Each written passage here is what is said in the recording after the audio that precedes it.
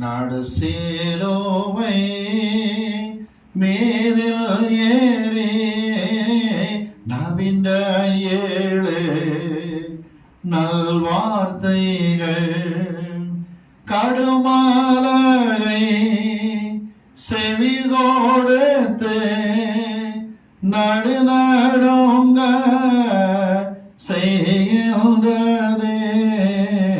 கருணையுள்ள தேவசோதம் கனத்த சிலுவை பாரத்தாலே. பிதாவே, இந்த அருமையான வேலைக்காக நன்றி செலுத்துகிறோம். பாகம் 2 நாங்கள் ஆண்டவரை தியானிக்க போகிறோம். மேலும் கர்த்தர் சொன்ன வார்த்தைகளை தியானிக்கும் பொழுது எங்களோடு கர்த்தருடைய பிரசன்னம் கூட இருந்து பாதுகாக்க ஜெபிக்கிறோம். இயேசுவின் நாமத்தில் பிதாவே, ஆமென். பிரியமான பிள்ளைகளே, 2ஆம் பாக தேவ செய்திகள் மூலம் நான் வரவேற்கின்றேன். மிகுந்த ஜபத்தோடு கவனியுங்கள். இப்பொழுது தம்பி பிரகாஷ் முன் வந்து நம் மத்தியிலே 4ஆம் வார்த்தை வாசிக்கிறோம், கேட்போம். மத்தேயு 27:46. 9ஆம் மணி நேரத்தில் இயேசு ஏலி ஏலி லாமா சபக்தானி என்று மிகுந்த சத்தமிட்டு கூப்பிட்டார். அதற்கு என் தேவனே என் தேவனே ஏன் என்னை கைவிட்டீர் என்று அர்த்தமாம். பிரியமான பிள்ளைகளே, கைவிடப்படுதல் என்பது எதிர்பார்க்கப்பட வேண்டிய விஷயமாக இருந்தாலும் 2 விதங்கள் இருக்கிறது. ஒன்று, நாம் தேவ சித்தத்துக்கு மாறாக ஓட்டங்களை ஓடி கைவிடப்பட்டால் அவர் பொறுப்பல்ல. தேவன் அதில் நமக்கு உதவி செய்கிறது இல்லை. ஆனால் தேவ சித்தத்துக்கு உட்பட்டு நாம் ஜீவிக்கும் போது கைவிடப்பட்டது போன்ற ஒரு காரியம் அந்த காலம் ஏற்பட்டால் கர்த்தர் ஒரு நாளும் தாமதிக்காமல் ஏற்ற நேரத்தில் நமக்கு உதவி செய்ய வல்லவராக இருக்கின்றார். ஒரு வசனத்தை நாம் வாசிக்க கேட்போமா? 116ஆம் சங்கீதம் எடுத்துக்கொள்ளுங்கள். 116. இது எசேக்கியா என்கிற ராஜா தன் சாட்சியை சொன்னார் அல்லவா, அதைத்தான் யாசர் ஜெபக்குழு சங்கீதமாக வடிவமைத்தார்கள்.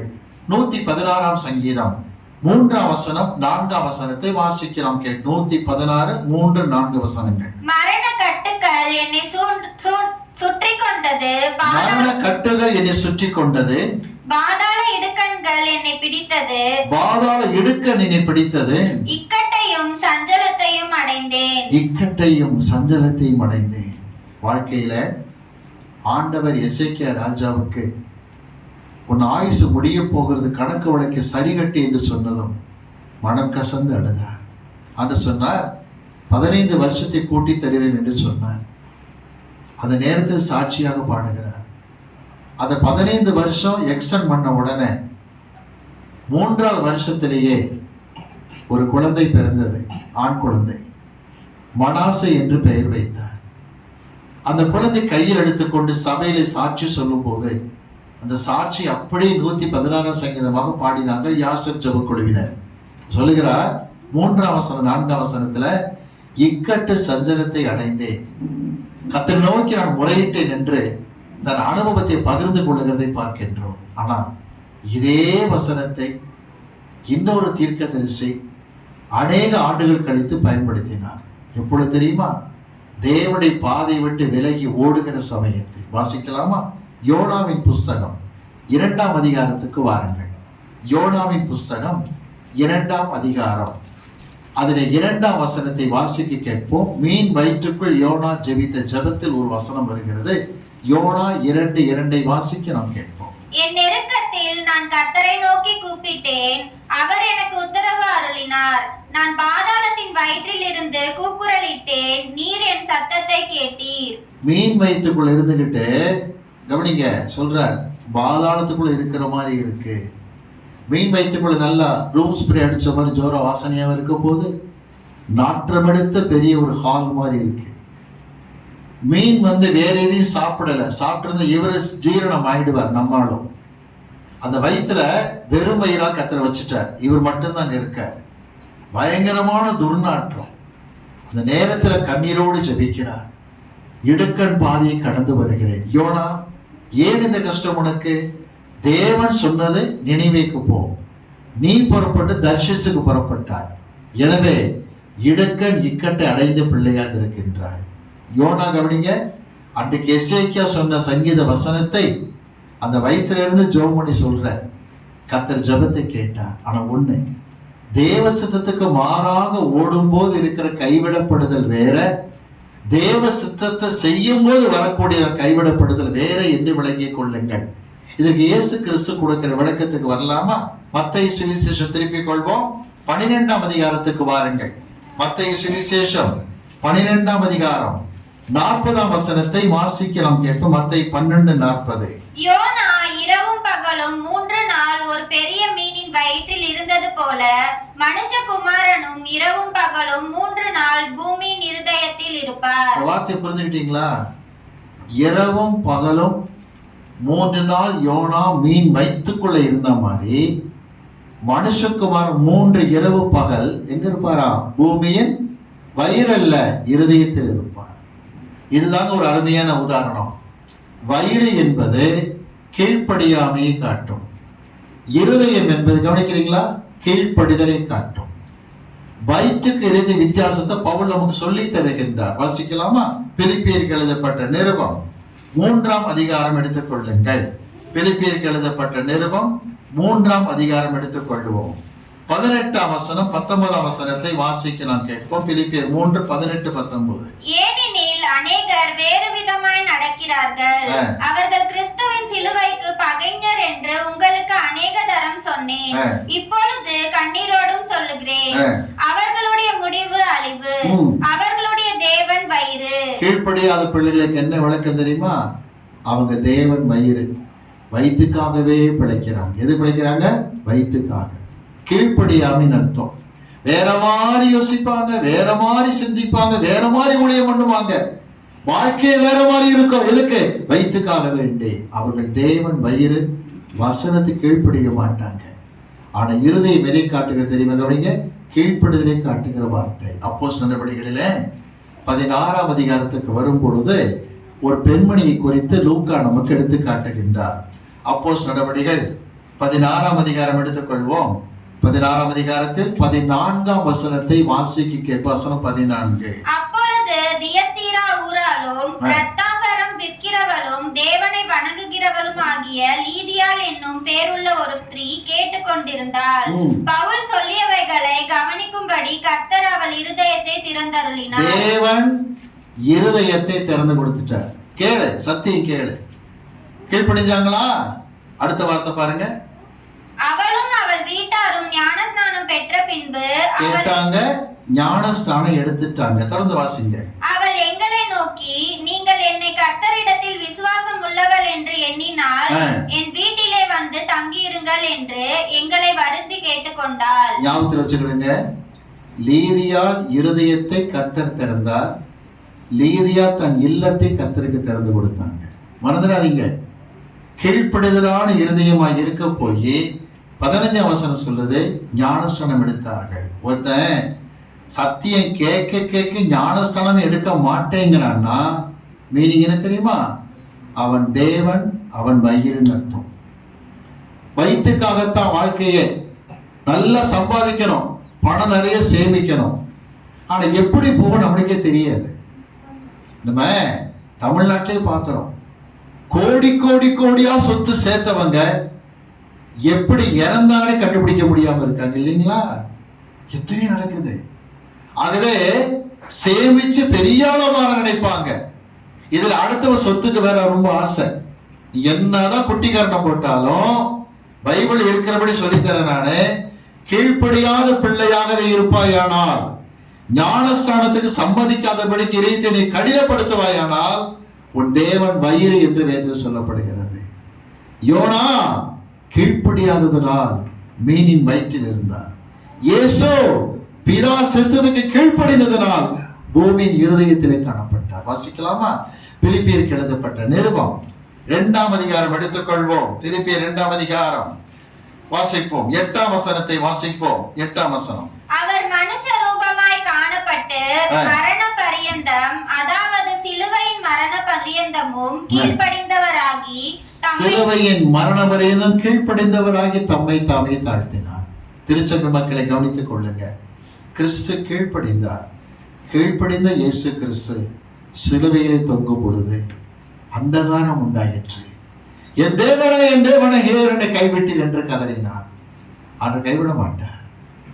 வேதம் சொல்லுகிற வார்த்தை, இப்படிப்பட்ட அங்கலாய்ப்பை கர்த்தர் கடந்து விடப்படி மறுபடியினால் இன்றைக்கு நம்ம வாழ்க்கையில் கூட வசனத்தை கீழ்ப்படிஞ்சு போராட்டம் வருதுன்னா உதவி செய்ய வல்லவராகவே காணப்படுகிறார். எபிரேயருக்கு எழுதப்பட்ட நிருபம் 4ஆம் அதிகாரத்திலே இந்த வாக்குத்தத்தம் நமக்கு தெளிவாக சொல்லப்பட்டிருக்கிறது.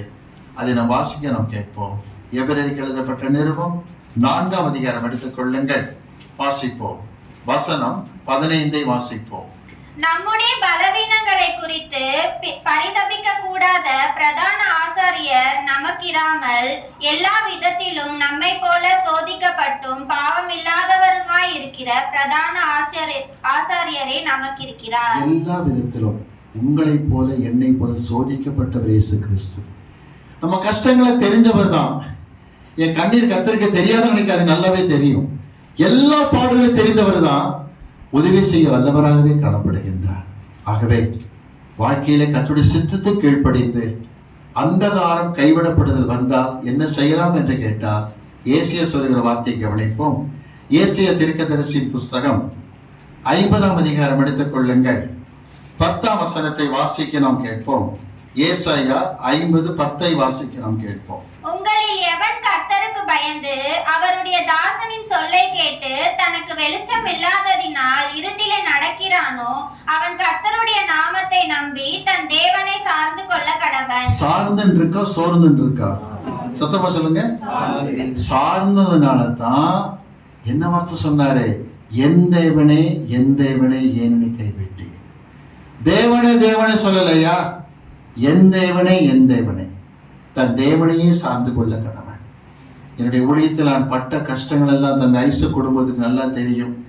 வார்த்தைக்கு கீழ்ப்படிஞ்சதுனாலையும் வயிறு எனக்கு தேவன் இல்லை சொத்து வேண்டாம்னு சொல்லி உதறினதுனாலையும் அநேக போராட்டங்கள். எனக்கு மட்டுமா, தம்பி ஐசக்குக்கும் போராட்டங்கள், அவருடைய துணைவியர் லதாவுக்கு அநேக போராட்டங்கள். ஏன்னா எங்கள் தேவன் ஆண்டவராக இயேசு கிறிஸ்து வயிறு அல்ல.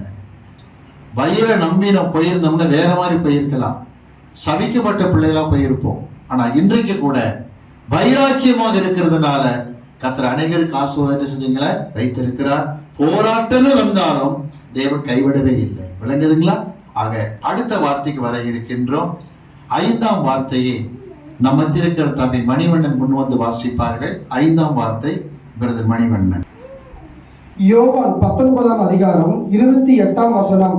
அதன் பின்பு எல்லாம் முடிந்தது என்று இயேசு அறிந்து வேத வாக்கியம் நிறைவேறத்தக்கதாக தாகமாய் இருக்கிறேன் என்றார். ஆண்டவர் தாகமாய் இருப்பதாக சொன்னாரே, அதற்கு கிரேக்க மொழியில் கொடுக்கப்பட்ட பதமானது டிப்ஷாயோ என்பதாகும். டிப்ஷாயோ என்கிற வார்த்தை தண்ணீர் தாகத்தை குறிப்பதல்ல. சமாரிய பெண்ணை கர்த்தர் சந்திக்கிறார் யோவான் 4ஆம் அதிகாரத்துல. மத்தியானம் 12 மணி வேளை, 6ஆம் மணின்னு போட்டிருக்கு பைபிள்ல. இந்திய நேரப்படி மத்தியானம் 12. எந்த மாதிரி நேரம்? தண்ணி தாகம் எடுக்கிற நேரம் தான். வந்து அமர்ந்தார் இடைப்படைந்தவராக. தாகத்துக்கு தான் தான் சொன்னார். ஒரு டம்ளர் தண்ணி கூட குடிக்கல. அவர் தாகம் என்ன தெரியுமா? சமாரிய பெண்ணே, நீ எனக்குள் வர வேண்டும். நம்பர் 2, உன்மூலமாக கிராமமே வர வேண்டும். அதுதான் தாகம் அவருக்கு. சிலுவையிலே கூட இயேசு கிறிஸ்து தொங்கும் பொழுது தாகமாக இருக்கிற கதறுகிற காட்சியை பார்க்கிறீர்கள். ஆனால் ஒன்று, அவர் தாகம் எதை குறிக்கிறது?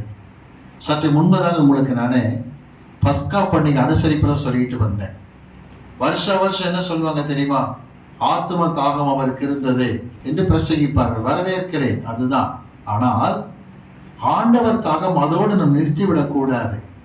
திருச்சபை மக்களாகி கவனிங்க, உங்கள் மீதும் என் மீதும் என்ன தாகத்தை உடையவராக இருக்கிறார் என்று பாருங்கள். நான் ஏற்கனவே சொன்னேன், ஆண்டவர் பஸ்கா பண்டிகை சமயத்து சொன்ன உரையாடல்கள் பைபிள்ல இருக்கு. வாசிக்கலாம். எடுத்து நம்ம லூக்கா சுவிசேஷம் 22ஆம் அதிகாரம் 24ஆம் வசனத்துல நடந்த நிகழ்ச்சிக்கு வருவோம். லூக்கா 22:24 வாசிக்க கேட்போம். அன்றியும் தங்களில் எவன் பெரியவனாய் இருப்பான் என்று அவர்களுக்குள்ளே வாக்குவாதம் உண்டாயிற்று. தங்களுக்குள் எவன் பெரியவன் என்கிற வாக்குவாதம் வந்து விட்டது. ஆண்டு பார்த்தார். அந்த நேரம்தான் சற்றுமுன் பகிர்ந்து கொண்டபடி பாத்திரத்திலே தண்ணீர் எடுத்தார், சீஷர் கால்களை கழுவினார், சேலை துணியிலே அவர் துடைக்க துவங்கினார். அநேக ஆண்டுகளுக்கு முன்பு கொரிய தேசத்தில் ஊழியக்காரர்களை கண்டு மகாநாடு ஒழுங்கு பண்ணியிருந்தார்கள். ஆயிரக்கணக்கான ஊழியர் அழைக்கப்பட்டிருந்தார்கள், ஸ்தாபன தலைவர்கள். அந்த கூட்டம் முடிகிறதற்கு 3 நாள் முன்னாடி சொன்னாங்க, ஒரு போட்டி வைக்கிறோம், விருப்பப்பட்டவங்க கலந்துக்கலாம் அப்படின்னாங்க. என்ன போட்டின்னு கேட்டா, தலைமைத்துவம் லீடர்ஷிப் என்பதற்கு ஒரு படம் வரைஞ்சிட்டு வாங்க அப்படின்னாங்க. நிறைய பேர் படம் வரைஞ்சிருந்தாங்க. ஒருத்தர் செங்கோல் வரைஞ்சிருந்தாரு, ஒருத்தர் வாள் வரைஞ்சிருந்தாரு, ஒருத்தர் கிரீடம் வரைஞ்சிருந்தாரு, ஒருத்தர் சிங்காசனம் வரைஞ்சிருந்தாரு. நிறைய படங்கள் லீடர்ஷிப்புக்காக, தலைமைத்துவத்துக்காக இருக்கக்கூடிய படங்கள், ஆளுகை குறிக்கிற மாதிரி போட்டிருந்தாங்க. ஆனால் ஒரே ஒரு படம் தான் பரிசை தட்டி சென்றது. அந்த படத்தில் என்ன தெரியுமா? ஒரு பாத்திரத்திலே தண்ணீர், பக்கத்திலே சீலை துணி மாதிரி துணி, கீழே எழுதப்பட்ட வாசகம், தம் சீஷருடைய கால்களை கழுவவும் அந்த கால்களை துடைக்கவும் கர்த்தர் தொடங்கினார். இதுதான் தலைமைத்துவம். இந்த படமே ஜெயம் பெற்றது. காரணம் என்ன தெரியுமா? வாசிக்கலாமா? மார்க்கு சுவிசேஷம் 9ஆம் அதிகாரம் எடுத்துக் கொள்ளுங்கள். மார்க்கு 9:35 வசனத்தை வாசிக்க கேள். வசனம் 35. அப்பொழுது அவர் உட்கார்ந்து 12 அழைத்து, எவனாகிலும் முதல்வனாய் இருக்க விரும்பினால் அவன் எல்லாருக்கும் கடையானவனும்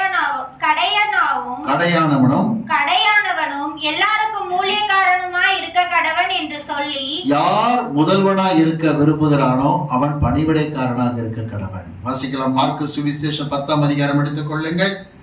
மார்க்கு 10:44 வசனத்தை வாசிக்கிறோம். கேட்கும். வசனம் 44. உங்களில் எவனாகிலும் முதன்மையாய் இருக்க விரும்பினால் அவன் எல்லாருக்கும் ஊழியக்காரனாய் இருக்க கடவன். ஒரு விஷயம் புரிஞ்சுக்கிறீங்களா?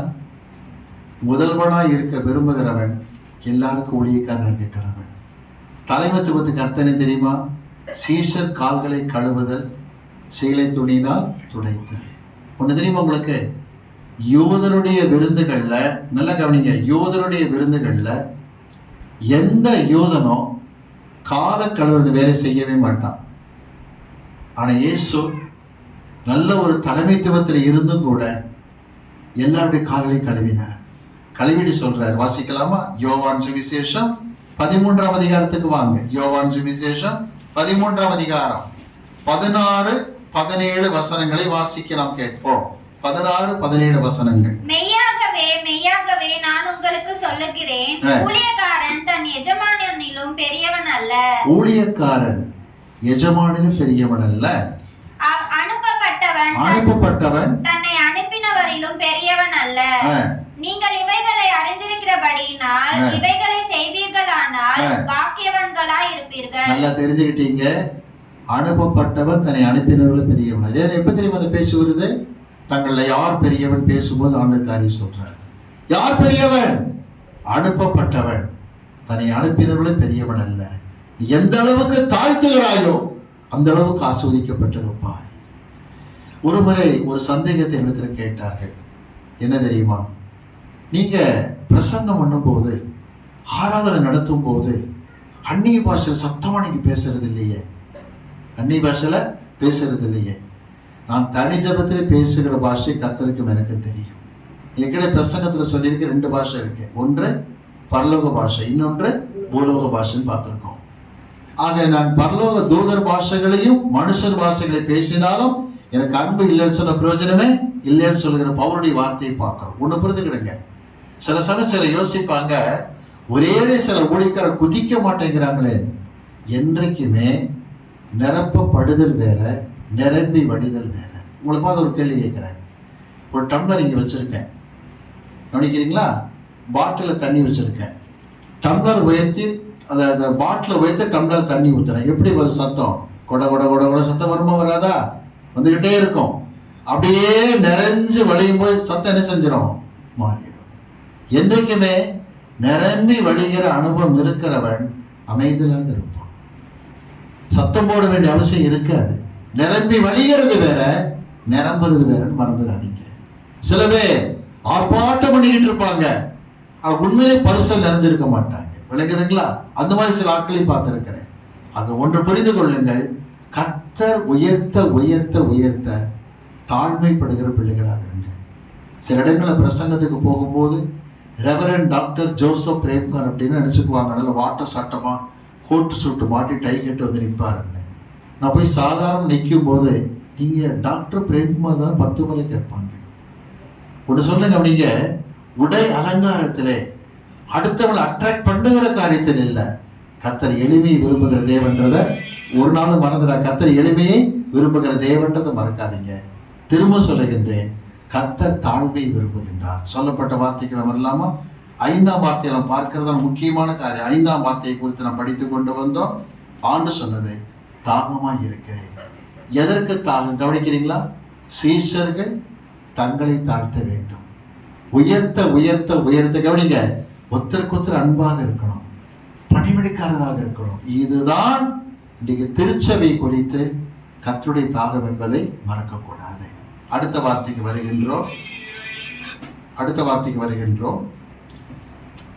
நம் மத்தியிலே என்னுடைய பேத்தி தேவரால் முன்வந்து இந்த 6ஆம் வார்த்தையை வாசிக்க நாம் கேட்போம்.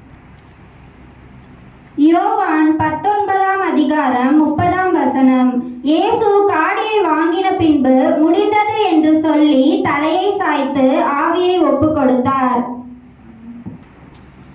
கிறிஸ்துவுக்குள் பிரியமானவர்களே, 6ஆம் வார்த்தை கர்த்தருடைய வார்த்தை நாம் வாசிக்க நாம் கேட்டோம். முடிந்தது என்று கர்த்தர் சொன்னார். நான் ஏற்கனவே சொல்லியிருக்கேன், யோவான் 13ஆம் அதிகாரத்திலிருந்து 17ஆம் அதிகாரம் வரைக்கும் பஸ்கா விருந்திலே கர்த்தர் ஆற்றிய உரை என்று பார்த்தோம். இதில் 17ஆம் அதிகாரம் இயேசு நம்முடைய கண்களை வானத்துக்கு நேராக ஏறெடுத்து சீஷர் முன்பதாக ஜெபித்த ஜெபம். சிலுவையிலே முடிந்தது என்று சொன்னவர் ஜெபத்தில் என்ன சொன்னார் வாசிக்கலாமா? யோவான் 17ஆம் அதிகாரம் எடுத்துக் கொள்ளுங்கள். 4ஆம் வசனத்தை வாசிக்க நாம் கேட்போம். யோவான் 17:4. பூமியிலே நான் உம்மை மகிமைப்படுத்தினேன். நான் செய்யும்படி நீர் எனக்கு நியமித்த கிரியையை செய்து முடித்தேன். நீர் எனக்கு சொன்ன கிரியை முடித்தேன். சிலுவையில் என்ன சொன்னாரு? முடிந்தது. ஜெபத்தில் என்ன சொல்ற? ஆண்டவர்கிட்ட செய்து முடித்தேன். என்னைக்குமே நாம அறகுறையா சில காரியத்தை விட்டு வைக்க கர்த்தருக்கு பிரியம் இல்லை. நீ யோசிக்க வேண்டாம், இந்த வேலையை ஆரம்பிச்ச பாதியில் நிக்குதே, முடியவே மாட்டேங்குது. நீங்க ஜெபம் பண்ணி பாருங்க. என்ன ஜெபம் பண்ண போறீங்க தெரியுமா? முடிந்தது என்று சிலுவையிலே சொன்ன இயேசுவே, முடித்தேன் என்று ஜெபத்தில் சொன்ன ஆண்டவரே, எனக்கு உதவி செய்யும் என்று கேட்டால் அரைகுறையா விட்டு வைக்காத தேவன் முடிக்க நிச்சயமா உதவி செய்வார். அது நில சம்பந்தமான பிரச்சனையாக இருக்கலாம், கட்டட சம்பந்தமான பிரச்சனையாக இருக்கலாம், கவனிங்க, பிசினஸ் சம்பந்தப்பட்ட காரியமாக இருக்கலாம், what ever it may be, எதுவாக இருந்தாலும் பரவாயில்ல. தேவ சமூகத்தில் காத்திருந்து ஜெபிக்கும் பொழுது முடியாதவைகளை முடித்து வைக்கிற தேவனாக இருக்கின்றார். ஆனால் ஒரு வார்த்தையில் இருக்கு, ரொம்ப அழகா வாசிக்கலாமா? யோவான் 17:4 வாசிப்போம். பூமியிலே நான் உம்மை மகிமைப்படுத்தினேன். இதுதான் முக்கியம். கவனிங்க, எந்த ஒரு வேலையை முடிச்சாலும் யார் நாமத்தை மகிமைப்படுத்தி இருக்கணும் சொல்லுங்க பாப்போம்? கர்த்தருடைய நாமத்தை மகிமைப்படுத்தி இருக்கணும். 1 கொரிந்தியர் 10ஆம் அதிகாரத்துக்கு வாங்க. பவுல் சொல்கிற வார்த்தையை கவனிப்போம். 10ஆம் அதிகாரம் 1 கொரிந்தியர்ல 10ஆம் அதிகாரம் 31ஆம் வசனம் வாசிக்க நாம் கேட்டு. வசனம் 31. ஆகையால் நீங்கள் புசித்தாலும் குடித்தாலும் எதை செய்தாலும் எல்லாவற்றையும் தேவனுடைய மகிமைக்கென்று செய்யுங்கள். எந்த காரியம் செஞ்சாலும் கவனிக்கிறீங்களா? தேவ மகிமைக்காக செய்தால் நீங்கள் என்ன சொல்லுவீங்க? உண்மை மகிமைப்படுத்தினேன், சொன்ன வேலையை முடிச்சேன். புரியுது உங்களுக்கு? தேவனை மகிமைப்படுத்தி காரியங்களை செஞ்சீங்கன்னா நீங்கள் என்ன சொல்ல போறீங்க? ஆண்டவரே, உம்மை மகிமைப்படுத்தினேன், சொன்ன வேலையை செய்து முடித்தேன். நல்ல கவனிங்க, சொந்த பெருமைக்காக வரட்டு கௌரவத்துக்கு எதை செய்யாதபடிக்கு புசித்தாலும் குடித்தாலும் எதை செய்தாலும் யார் மகிமைக்காய் செய்யுங்க? கர்த்தருடைய மகிமைக்காய் செயல்பட வேண்டும் என்று வேதம் சொல்லுகிறது. இது ஒரு ஆச்சரியம் என்ன தெரியுமா? இயேசு கிறிஸ்து பிறக்கிற சமயத்திலிருந்து மகிமை துவங்கி விட்டது என்று அறிந்து கொள்ளுங்கள். இப்ப வாசிக்கலாம். லூக்கா சுவிசேஷம் 1ஆம் அதிகாரம் பாருங்க, 46ஆம் வசனத்தில் மரியாள் என்ன சொன்னாங்க? எலிசபெத் வீட்டுக்குள்ள நுழையும் போது பாருங்க, லூக்கா 1:46. அப்பொழுது மரியாள், என் ஆத்துமா கர்த்தரை மகிமைப்படுத்துகிறது. புரிஞ்சுக்கிட்டீங்களா? மரியாள்கிட்ட கவனிங்க, காபிரியல் தூதன் சொல்றார், உன் இனத்தாளா எலிசபெத் வீட்டுக்கு போனேன். 90 கிலோமீட்டர் பயணம் பண்ணி மரியாளமா வந்திருக்காங்க. எலிசபெத் வீட்டுக்குள்ள நுழையும் போதே என்ன வார்த்தை வருகிறது? என்னுடைய ஆத்துமா கர்த்தரை செய்கிறது, மகிமைப்படுத்துகிறது. கிறிஸ்து பிறக்கிற காரியம் வரும்போதே ஆரம்பிச்சாச்சு. 7ஆம் அதிகாரத்துக்கு வாங்க, லூக்கால 7ஆம் அதிகாரம் 16ஆம் வசனத்தை வாசிக்க நாம் கேட்போம். வசனம் 16, 7:16. எல்லாரும் பயமடைந்து மகா தீர்க்கதரிசியானவர் நமக்குள்ளே தோன்றி இருக்கிறார் என்றும் தேவன் தமது ஜனங்களை சந்தித்தார் என்றும் சொல்லி தேவனை மகிமைப்படுத்தினார்கள். தேவனை மகிமைப்படுத்தினார்கள். கவனிங்க, பிரசங்கம் அவர் பண்ணாலும் அற்புதம் செஞ்சாலும் எல்லாத்திலையுமே யார் மகிமைப்பட்ட சொல்லுங்க பார்ப்போம்? கர்த்தர் மகிமைப்படுகிறவராக இருந்தார். இப்ப வாசிக்கலாமா? இதே மாதிரி இயேசு கிறிஸ்து கொடுக்கிற பிரசங்கத்துல பாருங்க, யோவான் 8ஆம் அதிகாரம் எடுத்துக்கொள்ளுங்கள். யோவான் 8ஆம் அதிகாரம் 50ஆம் வசனத்தை வாசிக்க நாம் கேட்போம். யோவான் 8:50. நான் எனக்கு மகிமை தேடுகிறதில்லை, அதை தேடி நியாயம் தீர்க்கிறவர் ஒருவர் இருக்கிறார். எனக்கு நான் சொந்த மகிமை தேடுறதே இல்லை. 54ஆம் வசனம் பாருங்க, வசனம் 54. இயேசு பிரதியுத்தரமாய், என்னை நானே மகிமைப்படுத்தினால் அந்த மகிமை வீணாய் இருக்கும். என் பிதா என்னை மகிமைப்படுத்துகிறவர், அவரே உங்கள் தேவன் என்று நீங்கள் சொல்லுகிறீர்கள். என்னை நானே மகிமைப்படுத்திக்கிட்டா வேஸ்ட், விளங்குதுங்களா? ஆனா பிதா என்னை மகிமைப்படுத்தி கொண்டிருக்கின்றார். தொடர்ந்து வாசிக்கலாமா? யோவான் 12ஆம் அதிகாரத்துக்கு வாங்க, 28ஆம் வசனத்தை வாசிக்க கேட்போம். யோவான் 12:28. பிதாவே, உமது நாமத்தை மகிமைப்படுத்தும் என்றார். அப்பொழுது மகிமைப்படுத்தினேன், இன்னமும் மகிமைப்படுத்துவேன் என்கிற சத்தம் வானத்திலிருந்து உண்டாயிற்று. மகிமைப்படுத்தினேன், இன்னமும் மகிமைப்படுத்துவேன், இந்த சத்தம் உண்டாச்சு. இதுல இன்னொரு பியூட்டி என்ன தெரியுமா? துணிக்கு தோய்த்த யூதாஸ் கையில கொடுத்தாரு இல்லையா? கொடுத்த உடனே என்ன செஞ்சுட்டான்? புறப்பட்டான். நீ செய்கிறதை சீக்கிரமாய் செய்யணும், புறப்பட்டான். அப்ப இயேசு என்ன சொன்னார்? வாசிக்கலாமா? யோவான் 13ஆம் அதிகாரத்துக்கு வாங்க. யோவான் 13:31 வசனம் வாசிங்க. யோவான் 13:31. அவன் புறப்பட்டு போன பின்பு இயேசு, இப்பொழுது மனுஷகுமாரன் மகிமைப்படுகிறார், தேவனும் அவரில் மகிமைப்படுகிறார். யூதாஸ் போன உடனே என்ன பண்ண போறான்னு தெரியலையே, காட்டி கொடுக்க போறான்னு தெரியல. ஆண்டு புலம்பல. தேவன் மகிமைப்படுகிறார், கிறிஸ்துவ மகிமைப்படுகிறார்.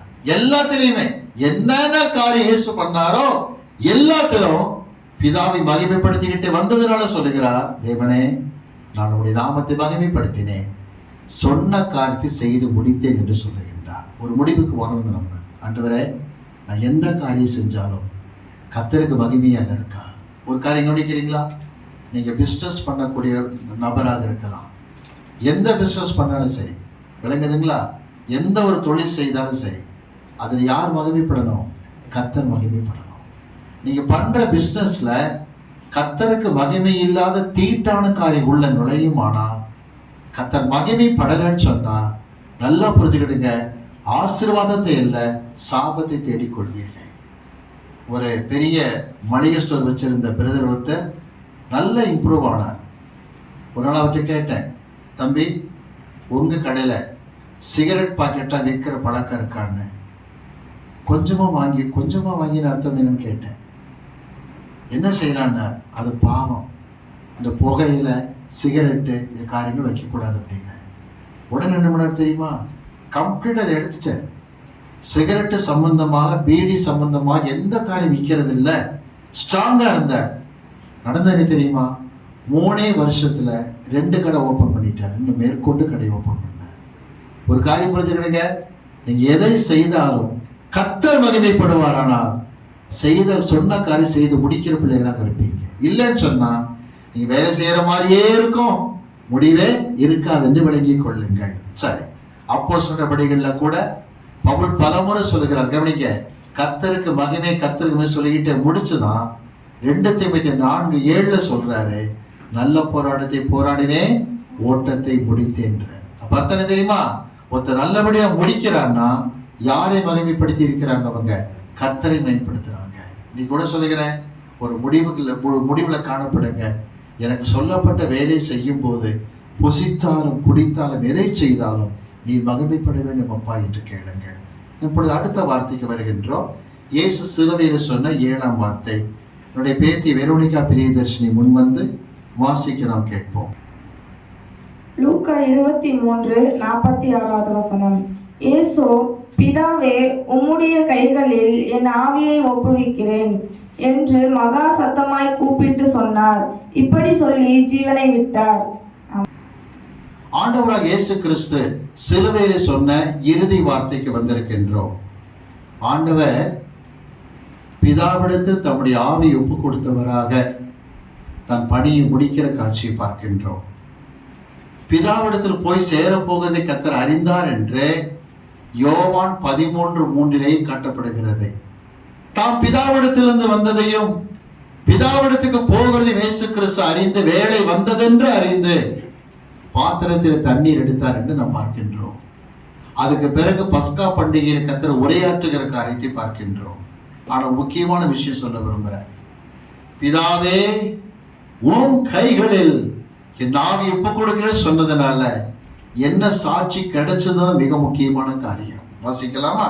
மத்தேயு சுவிசேஷம் 27ஆம் அதிகாரம் 50ஆம் வசனம் வாசிக்க நாம் கேட்போம். மத்தேயு 27:50 வாசிக்க நாம் கேட்போம். இயேசு மறுபடியும் மகா சத்தமாய் கூப்பிட்டு ஆவியை விட்டார். இயேசு மகா சத்தமாய் கூப்பிட்டு ஜீவனை விட்ட சமயத்தில் 54ஆம் வசனத்தை வாசிப்போம். 100க்கு அதிபதியும் அவனோட கூட இயேசுவை காவல் காத்திருந்தவர்களும் பூமி அதிர்ச்சியையும் சம்பவித்த காரியங்களையும் கண்டு மிகவும் பயந்து மெய்யாகவே இவர் தேவனுடைய குமாரன் என்றார்கள். அதுதான் மிக முக்கியம். மகா சத்தமாய் கூப்பிட்டு ஜீவனை விட்டார். அடுத்த வார்த்தை வருகிறது, மெய்யாகவே இந்த மனுஷன் தேவகுமாரன். வாசிக்கலாமா? மார்க்கு சுவிசேஷம் 15ஆம் அதிகாரம் எடுத்துக் கொள்ளுங்கள். மார்க்கு 15:37ஆம் வசனத்தை வாசிப்போம். இயேசு மகா சத்தமாய் கூப்பிட்டு ஜீவனை விட்டார். 39 வாசிங்க. அவருக்கு எதிரே நின்ற 100க்கு அதிபதி அவர் இப்படி கூப்பிட்டு ஜீவனை விட்டதை கண்டபோது மெய்யாகவே இந்த மனுஷன் தேவனுடைய குமாரன் என்றான். நல்ல கவனிங்க. கிறிஸ்தவ குடும்பத்தில் பிறந்து கிறிஸ்தவனாய் வளர்ந்து கிறிஸ்தவனாக மரித்திருக்கலாம். கல்லறையில கூட எழுதியிருப்பாங்க, நல்ல போராட்டத்தை போராடினார், ஓட்டத்தை முடித்தார் எழுதியிருப்பாங்க. ஆனா நம்முடைய மரணத்துக்கு பிறகு இருக்கிற சாட்சி என்ன, எப்படி வாழ்ந்திருக்கின்றோம், அது மிக முக்கியம். நம்மளை பத்தி என்ன வார்த்தை வரணும்? இவர் தேவகுமாரன்னு சொன்ன மாதிரி ஒரு சாட்சி வரணும். கிறிஸ்தவன்னா இப்படி தாயா இருக்கணும். அவங்க கிறிஸ்தவ ஜீவியத்துல இருந்தாங்க. அதான் மிக முக்கியமான காரியம். எத்தனையோ இடங்கள்ல சாட்சி இல்லாத இருக்கிற காரியத்தை பார்க்கிறோம். சாட்சியற்ற ஜீவியத்தை நாம் பார்க்கின்றோம். வாசிக்கலாம். யோசுவா புஸ்தகம் எடுத்துக்கொள்ளுங்கள். 1ஆம் அதிகாரத்துக்கு வருவோம். யோசுவா 1ஆம் அதிகாரம் 1ஆம் வசனத்தை வாசிக்க நாம் கேட்போமா? யோசுவா 1:1 வாசிக்க கேட்போம். கர்த்தருடைய தாசனாகிய மோசே மரித்த பின்பு கர்த்தர் மோசேயின் ஊழியக்காரனான நூனின் குமாரன் யோசுவாவை நோக்கி, மோசேயின் ஊழியக்காரன் என்று யோசுவா 1ஆம் அதிகாரம் துவங்குகிறது. கவனிக்கிறீங்களா? யாருடைய ஊழியக்காரன்? மோசேயின் ஊழியக்காரன். 25 வருஷம் ஊழியம் முடிஞ்ச உடனே என்ன சாட்சி வந்தது? வாசிக்கலாமா? யோசுவா 24ஆம் அதிகாரம் 29ஆம் வசனத்தை வாசிக்கலாம். வசனம் 29. இந்த காரியங்கள் நடந்த பின்பு நூனின் குமாரன் ஆகிய யோசுவா என்னும் கர்த்தருடைய ஊழியக்காரன் 110 வயதுள்ளவனாய் மரணம் அடைந்தான். முடிவில் என்ன வருது? கர்த்தருடைய ஊழியக்காரன். கொஞ்சம் கவனிங்க. 25 வருஷத்துக்கு முன்னாடி மோசேயின் ஊழியக்காரன் ஆரம்பிக்குது. முடியரசு யாருடைய ஊழியக்காரன்? கர்த்தருடைய ஊழியக்காரன். ஐயா, இதான் சாட்சி. 25 வருஷம் முடியும் போது 110 வயதுல யோசுவா இறந்தார். கர்த்தருடைய ஊழியக்காரனாக இறந்தார். யோசுவாங்கிற அந்த வார்த்தையை தான் எபிரேய மொழியில ஜெஷுவாங்கிறோம். இயேசுவுக்கு அதான் பேர், ஜெஷுவான்ற பேர் தான் உண்டு. என்ன வார்த்தை அவருக்கு கிடைச்சது? வாசிக்கலாம். எடுத்து நம்ம மத்தேயு சுவிசேஷம் திருப்பிக்கிடுங்க எல்லாரும். 1ஆம் அதிகாரத்துக்கு வாங்க. மத்தேயு சுவிசேஷம் 1ஆம் அதிகாரம் 1ஆம் வசனத்தை வாசிக்க நாம் கேட்போம். மத்தேயு 1:1. ஆபிரகாமின் குமாரனாகிய தாவீதின் குமாரனான இயேசு கிறிஸ்துவினுடைய வம்ச வரலாறு. எப்படி ஆரம்பிக்குது பைபிள்ல? மத்தேயு 1ஆம் அதிகாரம் யாருடைய குமாரன் ஆரம்பிக்க சொல்லுங்க? தாவீதின் குமாரன் ஆரம்பிச்சாச்சு. இப்ப ஞானஸ்நானம் எடுக்க இயேசு கிறிஸ்து யோர்தானுக்கு வந்தார். அங்க என்ன நடந்துச்சு வாசிக்கலாமா? மத்தேயு சுவிசேஷம் 3ஆம் அதிகாரம் 17ஆம் வசனத்தை வாசிப்போம். மத்தேயு 3:17. அன்றியும் வானத்திலிருந்து ஒரு சத்தம் உண்டாகி, இவர் என்னுடைய நேசகுமாரன், இவரில் பிரியமாய் இருக்கிறேன் என்று பிதா சொல்றாரு பேப்டிசம் எடுக்கும் போது, இயேசு கிறிஸ்து என்னுடைய குமாரன், தேவகுமாரன், இவரில் பிரியமாக இருக்கிற பிதா சாட்சி கொடுத்தார். மறுரூபம் அறையில அந்த சாட்சி தான் வந்தது. இயேசு கிறிஸ்து சிலுவைக்கு வருது 35 நாளைக்கு முன்னாடி. சிலுவையில் என்ன வார்த்தை வந்து இப்பதான் படிச்சீங்க. இயேசு மகா சத்தமா கூப்பிட்டு ஜீவனை விட்டார். 100 என்ன சொன்னார்? மெய்யாகவே இந்த மனுஷன் தேவகுமாரன். நல்லா கவனிங்க. தாவீதின் குமாரனாக ஊழியம் துவங்கியது, வம்ச வரலாறு அறிமுகம். முடியும் போது தேவகுமாரனாய் முடிகிற காட்சியை பார்க்கிறீங்க. ஆனா பிசாசுக்கு பொறுக்கல. மத்தேயு 3:17 பாருங்க, அவர் தேவனுடைய குமாரன் சாட்சி கிடைச்ச உடனேயே 4ஆம் அதிகாரத்துல பாருங்க, அடுத்த அதிகாரத்திலேயே பேய் என்ன பண்ணுச்சுன்னு பாருங்க. 4ஆம் அதிகாரம் 3ஆம் வசனம் வாசிக்கலாமா? அப்பொழுது சோதனைக்காரன் அவரிடத்தில் வந்து, நீர் தேவனுடைய குமாரனே ஆனால் 6ஆம் வசனம் வாசிங்க. இப்ப வசனம் 6. நீர் தேவனுடைய குமாரனே ஆனால். ஆமா, பேய்க்கு பொறுக்காது. ஆண்டு சாட்சி கொடுத்துட்டாரு இல்லையா, என்னுடைய குமாரன்னு. பிசாசுக்கு பொறுக்கல. டக்குன்னு ஆரம்பிச்சான், நீ தேவகுமாரனே ஆனால். கர்த்தர் அந்த உறுதியில கரெக்டா இருந்தார் பாருங்க. 100க்கு அதிபதி சாட்சி கொடுக்கிறான், மெய்யாகவே இந்த மனுஷன் தேவகுமாரன். ஐயா, மகா சத்தமா கூப்பிட்டு ஜீவனை விட்ட உடனே கிடைச்ச வார்த்தை, மெய்யாக இந்த மனுஷன் தேவகுமாரன். ஒன்று, கிறிஸ்தவ குடும்பத்துல பிறந்து, கவனிக்கிறீங்களா, பரம்பரை கிறிஸ்தவ குடும்பத்தில் கூட பிறந்து வளர்ந்திருக்கலாம். ஆனா வாழ்க்கை முடியும் போது சாட்சியாக இருக்க வேண்டும். நம்மை குறித்து நல்ல சாட்சி வாழ்க்கையில வேண்டும். மோசே ஊழியக்காரனாக ஆரம்பித்த யோசுவா 25 வருஷம் கழிச்சு கர்த்தருடைய ஊழியக்காரனாக மரிக்கிற காட்சியை பார்க்கின்றோம். அப்படியானா என்ன செய்யலாம் கேட்டா, பிலிப்பியருக்கு எழுதப்பட்ட நிருபம் எடுத்துக்கொள்ளுங்க. பிலிப்பியருக்கு எழுதப்பட்ட நிருபம் 3ஆம் அதிகாரம் எடுத்துக்கொள்வோம். பிலிப்பியர் 3:13-14 வசனத்தை வாசிப்போம். 13-14 வசனம். சகோதரரே, அதை பிடித்துக் கொண்டேன் என்று நான் எண்ணுகிறதில்லை. ஒன்று செய்கிறேன், பின்னானவைகளை மறந்து முன்னானவைகளை நாடி கிறிஸ்து இயேசுக்குள் தேவன் அழைத்த பரம அழைப்பின் பந்தய பொருளுக்காக லக்கை நோக்கி தொடருகிறேன். பாயிண்ட கவனிச்சீங்களா? இயேசு கிறிஸ்து அழைத்த அழைப்புக்காக லக்கை நோக்கி நான் தொடருகிறேன். எனக்கு ரொம்ப பிடித்தமான வார்த்தை என்ன தெரியுமா? அதுல லக்கை நோக்கிங்கிற இடத்துல ஏற்கனவே சொல்லியிருக்கேன், ஸ்கோபோஸ் என்கிறதான கிரேக்க வார்த்தை பவுல் வைக்கிறார். அதுக்கு இடத்துல அர்த்தம் குதிரைக்கு போடுகிற கடிவாளம் அர்த்தம். புரிஞ்சுக்கிடுங்க. குதிரைக்கு கடிவாளம் போட்ட சைட்ல பார்க்க முடியாது, ஸ்ட்ரைட்டா இருக்கிற இலக்கத்தான் பார்க்க முடியும். நீங்க ஞானஸ்நானம் எடுத்து கர்த்தருடைய பிள்ளையா மாறிட்டீங்கன்னா, கடிவாளம் போட்ட குதிரை மாதிரி என்ன செய்யணும்? ஒரே இலக்கில தான் போகணும். சைட்ல பார்த்துக்கிட்டு இருந்தா இலக்கை அடையவே முடியாது. லக்கை நோக்கி நான் தொடருகிறேன். அப்ப லக்கை பார்த்துக்கிட்டே இருந்தாங்கன்னா அதே சிந்தையில போயிட்டு இருப்பாங்க அவங்க. கடிவாளம் போடாத குதிரை மாதிரி இருந்தாங்கன்னா பற்பல சிந்தைகள் உள்ள வரும்னு அர்த்தம். வாசிக்கலாம் தொடர்ந்து. நம்ம அதிலேயே பிலிப்பியர் 3ஆம் அதிகாரத்துல பாருங்க, வசனம் 14 வாசியுங்க. கிறிஸ்து இயேசுக்குள் தேவன் அழைத்த பரம அழைப்பின் பந்தய பொருளுக்காக லக்கை நோக்கி தொடருகிறேன். ஆகையால் நம்மில் தேறினவர்கள் யாவரும் இந்த சிந்தையாய் இருக்க கடவோம். எந்த காரியத்திலாவது நீங்கள் வேற சிந்தையாய் இருந்தால் அதையும் தேவன் உங்களுக்கு வெளிப்படுத்துவார். கேளுங்க, கர்த்தர்ட்ட கடிவாளம் போட்ட குதிரை மாதிரி போகணுமாப்பா, வேற எதுல சிந்தை இருக்க எனக்கு ஆண்டு காட்டுவார். மகளே, இந்த சிந்தை உனக்கு தேவையற்றது. இந்த எண்ணங்கள் உன்னை கெடுக்கும், ஜப வாழ்க்கை கெடுக்கும். வேண்டாம். கடிவாளம் போட்டு குதிரை மாதிரி போ. அப்படி கவனிங்க. அப்படி இல்லைன்னு வச்சுக்கிடுங்க, சாட்சி கெடுத்துக்குவீங்க. சாட்சி கெடுத்துக்கிட்டீங்கன்னா நீங்கள் கிறிஸ்தவ பெயரோடு மரித்தாலும் சாட்சி வேற மாதிரி இருக்கும். அதை திரும்ப சொல்லுகிறேன், எத்தனையோ குடும்பங்கள்ல சாட்சி கெடுத்திருக்காங்க. சென்னையில ஒரு பாஸ்டருடைய மனைவி சூசைட் பண்ணிக்கிட்டாங்க, தூக்கு போட்டுக்கிட்டாங்க. அந்த ஆத்மா வீணாதான் போச்சு. அந்த கூட்டத்துக்கு நான் போயிருக்கும் போது நான் சொன்னேன், 3 வருஷம் இயேசு கிறிஸ்து கூட ஊழியம் பண்ண யூதாசே சூசைட் பண்ணிக்கிட்டான் இல்லையா? 4 கொண்டு செத்தான் பைபிள்ல இருக்கு. நித்தியத்தை இழந்தான். ஏன் தெரியுமா? இயேசு கிறிஸ்துவோட சிந்தனை கரெக்டா இருந்திருந்தா பரவாயில்ல, கடிவாளம் போடல, 30 வெள்ளிக்காசுக்கு புத்தி மாறி போச்சு. எத்தனைக்கு? 30 வெள்ளிக்காசுக்கு. தயவுசெய்து கவனிங்க, ஞானஸ்நானம் இடத்துல எல்லாரும் புரிஞ்சுக்க வேண்டிய காரியம். திருச்சபையில் மெம்பர் ஆயிட்டீங்களா, கடிவாளம் போட்ட குதிரை மாதிரி மூவ் பண்ணி போகணும். வேற சைட்ல சைட் டிராக்ஷன் வந்தது, சாட்சி கெட்டு போச்சுன்னு அர்த்தம். மெய்யாகவே இந்த மனுஷன் தேவகுமாரன். பிலிப்பியர் 2:5 சொல்லுகிறது, கிறிஸ்து இயேசுவில் இருந்த சிந்தையே உங்களிலும் இருக்க கடவுது. இந்த வார்த்தையை பின்பற்றுவோம். கர்த்தர் ஆசீர்வதிப்பாராக. எழும்பி நின்று கர்த்தருடைய சமூகத்தை நாம் பிரார்த்தனை செய்வோம். எல்லாரும் ஜெபத்தில் இருப்போம். Thank you Jesus. Glory to God. எல்லாரும் ஜெபத்தில் இருப்போம். பரலோக பிதாவே, இந்த அருமையான வேலைக்காக நன்றி செலுத்துகிறோம். நாங்கள் பகிர்ந்து கொண்ட வார்த்தைகளுக்காக உமக்கு நன்றி. இந்த 2ஆம் பாகத்திலும் பகிர்ந்து கொள்ளப்பட்ட வார்த்தைகளுக்காக உமக்கு ஸ்தோத்திரம் ஐயா. எங்களை தரை மட்டும் தாழ்த்தி ஒப்பு கொடுத்து ஜெபிக்கிறோம்.